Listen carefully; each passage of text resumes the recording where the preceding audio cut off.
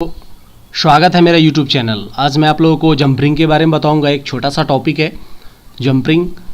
मैं कोशिश करता हूं कि हफ्ते में 1 से 2 वीडियोस डालूं। अगर आप चाहते हैं कि मैं पर डे 1 वीडियोस डालूं तो आप मेरे वीडियोस को ज़्यादा से ज़्यादा शेयर करें अपने दोस्तों के साथ इलेक्ट्रिकल ग्रुप्स में, ताकि जितनी ज़्यादा मेरी पॉपुलैरिटीज़ मिलेगी मैं उतने ज़्यादा से ज़्यादा वीडियोज़ आप तक पहुँचाता रहूँगा। तो चलिए, एक छोटा सा टॉपिक है जिस पर हम लोग बात करेंगे आज।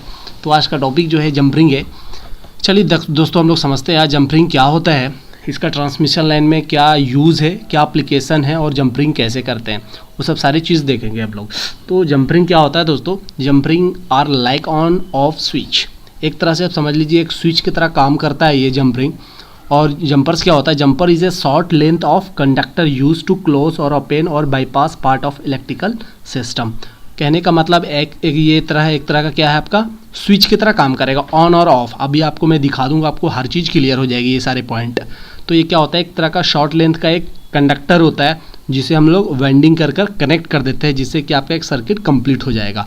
उस चीज़ को, वाइंडिंग को आप खोल दीजिएगा तो वो क्या हो जाएगा? ओपन सर्किट हो जाएगा। चलिए, मैं वीडियो फोटो के माध्यम से आपको अच्छी तरीके से क्लियर करता हूँ। जैसे कि यहाँ पर आपको क्या दिख रहा है? एक डीपी है, इसे बोलते हैं, जहाँ पर 2 पोल हो उसको बोलते हैं डीपी, ड्यूल पोल। ठीक है, तो यहाँ पर डीपी है, आपको दिख रहा होगा। सपोज़ ये कंडक्टर, ये 11,000 की लाइन है। सीधी सी बात है, ये आपके कौन सा इंसुलेटर है? इंसुलेटर के वीडियोस में बताया था। ये कौन सा इंसुलेटर है दोस्तों? ये आपका डिस्क इंसुलेटर है। किस चीज़ का बना है? पॉलीमर का बना है। ठीक है, तो 3 डिस्क इंसुलेटर इस साइड लगा है इस चैनल में, और इस साइड के चैनल में भी 3 डिस्क इंसुलेटर। ठीक है, अब सपोज़ 11,000 की 11 kV की लाइन जो है इधर से जा रही है, आपकी इधर आगे की ओर जा रही है। तो यहाँ पर क्या हो रहा है? ये आपका डिस्क इंसुलेटर है, तो यहाँ पर से कंडक्टर आया, उसके बाद आप डायरेक्ट यहाँ से पास नहीं कर सकते सीधे। क्यों नहीं कर सकते? क्योंकि अगर आप सीधे कंडक्टर इधर से पास करोगे तो ये चैनल पे क्या हो जाएगा? टच कर जाएगा। ठीक है, तो चैनल पे हमें टच नहीं करना है। इससे हमारे इस चैनल पे लॉसेस बढ़ जाएंगे, प्लस क्या हो जाएगा? आपका पोल पे भी आपका करंट आ सकता है। तो हम लोग क्या करते हैं? इससे बाईपास कर देते हैं, मतलब एक जंप करा देते हैं। मतलब यहाँ से अगर यहाँ कंडक्टर आपको दिख रहा है, यहाँ भी कंडक्टर दिख रहा है, तो अब क्या करोगे? आप सीधा ले जा नहीं सकते, तो अब क्या करोगे? या तो आप इसको जंप कराओगे, इस डिस्क इंसुलेटर से यहाँ से आपको यहाँ जंप कराना पड़ेगा। तो उसी चीज़ को क्या बोलते हैं? जंपरिंग। तो हम लोग इधर से जो कंडक्टर खींचते हैं, तो जितना इधर जंप कराएंगे, सपोज 2 से 3 मीटर हम लोग क्या करते हैं? छोड़ देते हैं। किसके लिए? जंपरिंग के लिए। तो यहाँ से हम लोग 2 मीटर 3 मीटर एक्स्ट्रा आगे तक खींच देते हैं कंडक्टर को। उसके बाद क्या करते हैं? यहाँ पर ये दिख रहा होगा, यहाँ पर वाइंडिंग किया हुआ। तो ये जो कंडक्टर है उसको हम लोग, सपोज़ आपका वीज़ल है, 7 स्ट्रैंड होते हैं उसमें, तो स्ट्रैंड को खोल देते हैं हम लोग। जो आपका कंडक्टर होता है उसको खोलते हैं, जो 7 पीस दिखते हैं आपको, उसी से क्या करते हैं? इसको यहाँ पर वाइंड कर देते हैं, घुमा देते हैं। ठीक है, इसको कस के वाइंडिंग कर देते हैं। तो क्या बोलते हैं उसको? जंपरिंग करना। तो जंपरिंग क्या हुआ? अगर आप देखो, अब ये आपका सर्किट क्या हो गया? कंप्लीट हो गया। यहाँ से कंडक्टर आ रही है, यहाँ से आपका सपोज यहाँ 11 kV लाइन है, यहाँ से आपका यहाँ से जंप होते हुए आगे की ओर चली गई। ठीक है, तो एक तरह का भी क्या है? ये क्लोज पाथ है। अब इसको हमें यहाँ से, सपोज यहाँ आगे काम चल रहा है, हमने सब में PSS से, सब स्टेशन से लाइन यहाँ का 11,000 हम लोग कट करा दिए। हमें और सेफ्टी चाहिए, तो क्या करेंगे? इस वाइंडिंग को हम लोग क्या करेंगे? खोल देंगे। तो खोल देंगे तो क्या होगा? आपका सर्किट ये क्या हो गया? ओपन हो गया। ये एक केस में नहीं, तीनों फेज में करना पड़ेगा। सपोज RYB है तो तीनों का मुझे जंपरिंग जो है खोलना पड़ेगा। ठीक है, तो अक्सर ये चीज़ किया जाता है जब भी कोई ट्रांसफार्मर में या कई 11 kV तार गिर जाता है, तो PSS से लाइन कट करा के उसके बाद आगे जो काम हो रहा है उससे पहले जहाँ पर DP होती है वहाँ की जंपरिंग खोल दी जाती है, मतलब ये वाइंडिंग खोल दी जाती है। उसके बाद सेफली काम किया जाता है। उसके बाद जैसे ही काम कंप्लीट हो जाएगा, फिर इस जंपरिंग को आप जोड़ दीजिए, उसके बाद सब स्टेशन से लाइन ऑन कर सकते। तो आपने देखा एक तरह का ये स्विच का तरह काम कर रहा है। आप इसे ऑन भी कर सकते हैं, ऑफ भी कर सकते हैं, मतलब इसको कनेक्शन भी कर सकते हैं और डिसकनेक्ट भी कर सकते हैं। तो आपको समझ में आ गया, ये तीनों केस में है। ठीक है, आप कहीं कहीं पर देखोगे, आप कहीं कहीं नीचे से जाएगा आपका जंपरिंग, कभी कभी ऊपर से भी जंपरिंग कर दी जाती है। यहाँ पर 3 पिन इंसुलेटर लगा के कंडक्टर को ऊपर से भी कर सकते हैं, नीचे से भी कर सकते हैं।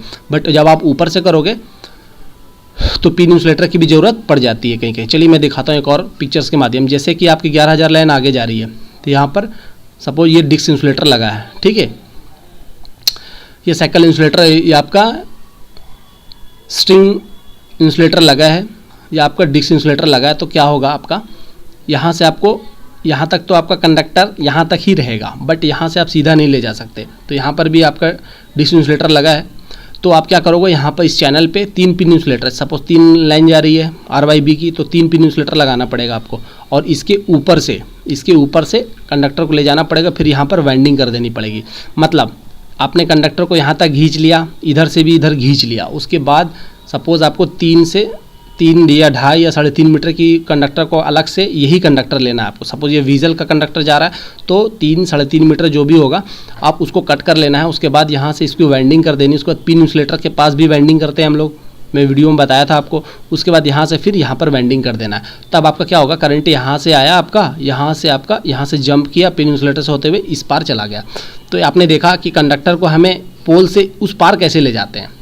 तो आपका जंपरिंग कहाँ होता है, आपको सबसे पहला तो डीपी में 100% आपको जंपरिंग मिलेगा। अगर ये इंड पोल नहीं है तब, अगर ये इंड पोल रहता तो ये कंडक्टर रहता नहीं, यहाँ पर सीधा स्ट्रे लगा रहता, 2 स्ट्रे, ठीक है, यहीं तक इंड रहता। बट आगे भी ले जाना है, अगर डीपी से पार भी ले जाना है तो क्या करना पड़ेगा, जंपरिंग यहाँ पर 100% होता है।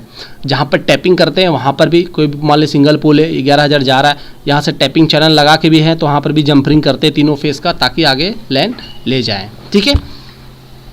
तो आपको समझ में आ गया होगा। चलिए मैं और आपको दिखाता हूँ। ये देखिए यहाँ पर भी आप देख सकते हैं, तो यहाँ पर भी हम लोगों ने क्या किया, 3 पिन इंसुलेटर लगाए। ये देखिए लाइन यहाँ जा रही है कंडक्टर, उसके बाद यहाँ जा रही है, तो इधर तो सीधा ले जा नहीं सकते क्योंकि यहाँ से आपका चैनल से टच हो जाएगा। तो आप क्या करोगे, एक पिन इंसुलेटर लगा दोगे, 3 पिन इंसुलेटर तीनों फेस के लिए, और ऊपर से जंप करा देंगे। तो इसको जंप कराना है, इस कंडक्टर को जंप कराना ही बोलते हैं जंपरिंग। तो कहीं पर ही बोलेगा जंपरिंग करना है, डीपी का जंपरिंग करना है, मतलब समझ जाना आप कि अभी सर्किट क्या है, ओपन है। जैसे कि आपको दिखा रहा हूँ इस केस में, देखिए यहाँ तीनों कंडक्टर यहीं इसी पिन डिस्क इंसुलेटर पर तक आई हुई है, यहाँ पर भी, बट इसका अभी कनेक्शन जंपरिंग नहीं हुआ है, जंपरिंग बाकी है। तो क्या बोलेंगे यहाँ पर, जंपरिंग इस पोल का जंपरिंग करना है, ठीक है।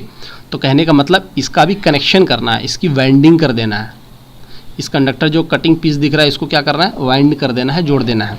तो आप पिन इंसुलेटर के लगा के भी कर सकते हो, नहीं तो नीचे से भी आप वाइंड कर सकते हो। तो उसी कंडक्टर से हम लोग क्या करते हैं, उसके स्ट्रेन को, उसके पीसेस को खोल के उसी के ऊपर चढ़ा देते हैं, ठीक है।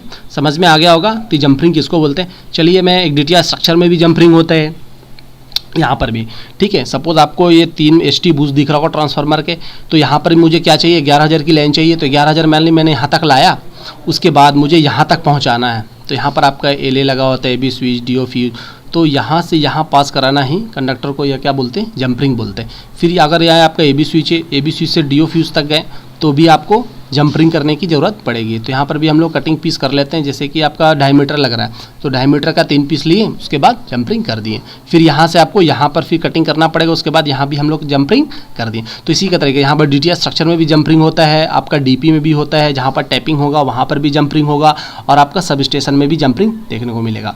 अगर दोस्तों मेरे वीडियो आपको अच्छा लगा होगा तो मेरे चैनल को ज़रूर सब्सक्राइब करें और लाइक करना तो बिल्कुल ना भूलें।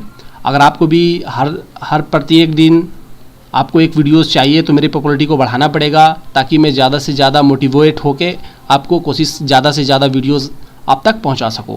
नेक्स्ट वीडियोस में जो डालूंगा दोस्तों वो सैग और स्पैंस के बारे में होगा, इसका प्रैक्टिकल लाइफ में इसका क्या यूज़ है और इससे क्या फ़ायदा और क्या घाटा होता है हम लोग अच्छे तरीके से देखेंगे। Thank you for watching my videos, good luck and have a nice day.